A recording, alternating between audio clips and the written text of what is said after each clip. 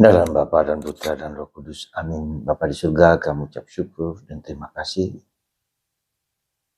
bahwa Engkau mengingatkan kami untuk tidak sombong, tidak angkuh, tidak besar mulut seperti Petrus. Tapi belajar rendah hati, mengakui kelemahan, keterbatasan kemanusiaan kami. Terpujilah namamu kini dan sepanjang segala masa. Amin. Saudara, dalam bacaan pertama dari kitab Nabi Yesaya, bahwa kita sejak awal kehidupan dipanggil Tuhan untuk memiliki misi yang luar biasa. Tuhan punya rencana untuk hidup kita semua.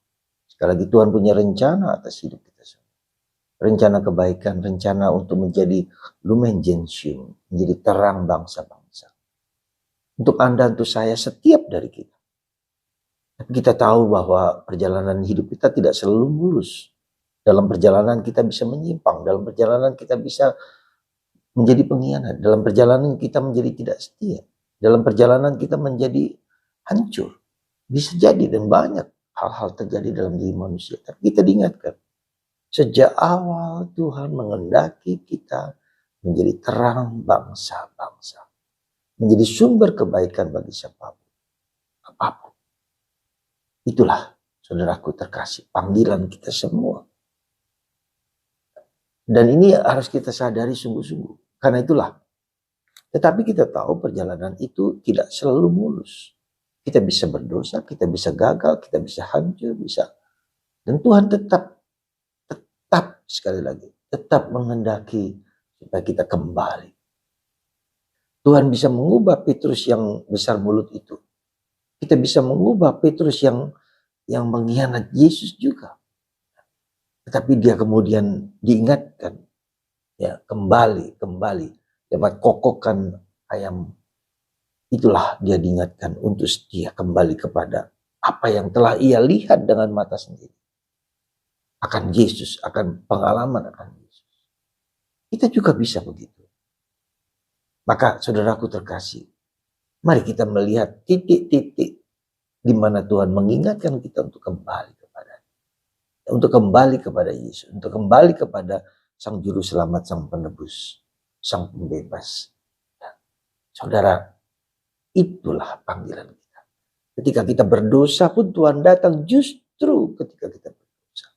Bukan ketika kita baik, Tuhan mencintai kita. Bukan karena kita baik, bukan karena kita hebat, bukan karena kita jagoan. Tidak. Justru, sekali lagi, justru pada saat kita berdosa, Tuhan datang memanggil kita. Dan inilah suatu rahasia yang luar biasa. Tuhan memanggil kita ketika kita berdosa, ketika kita lemah, ketika kita hancur. Dan Tuhan tidak ingin kita hancur, maka dia memanggil kita. Ya. Tuhan memanggil kita.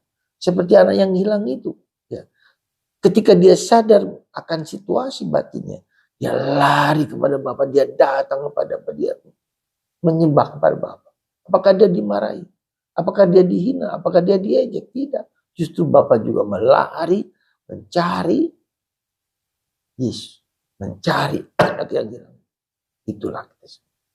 Maka mari saudaraku, jangan malu untuk datang kepada Yesus.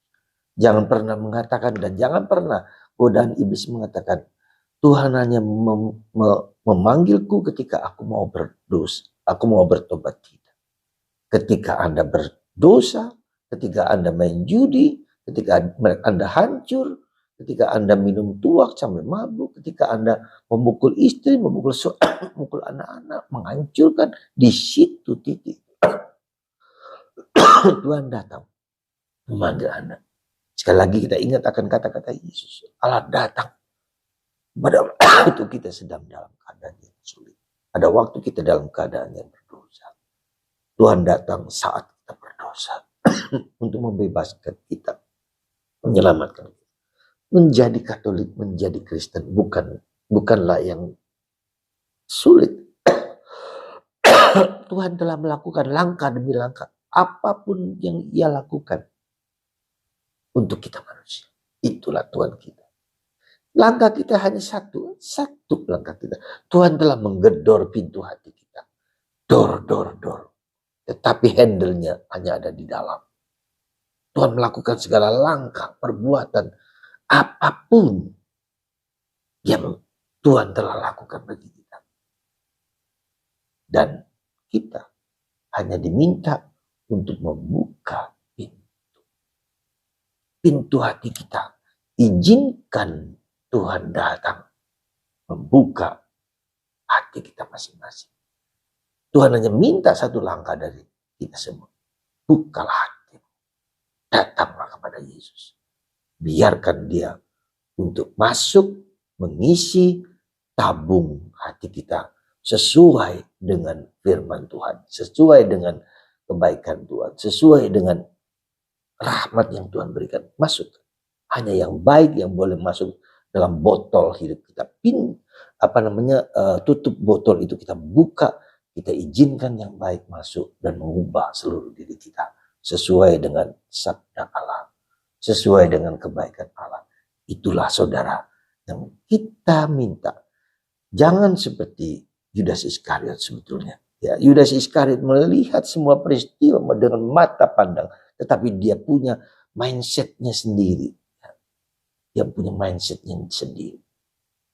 Dan itulah membuat dia hancur. Maka mari, ketika kita punya mindset sendiri, kita salah, kita datang kepada Yesus. Seandainya Yudas Iskariot mau datang kepada Yesus, mohon ampun, pasti Yesus menyembuhkan, membebaskan. Kita semua adalah manusia yang broken heart. Kita semua orang manusia yang terluka. Kita semua adalah orang-orang yang hancur.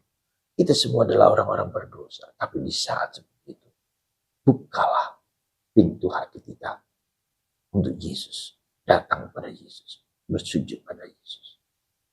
Tuhan memberkati Anda semua. Semoga kita yang lemah ini bersedia membuka hati kita hanya pada Yesus.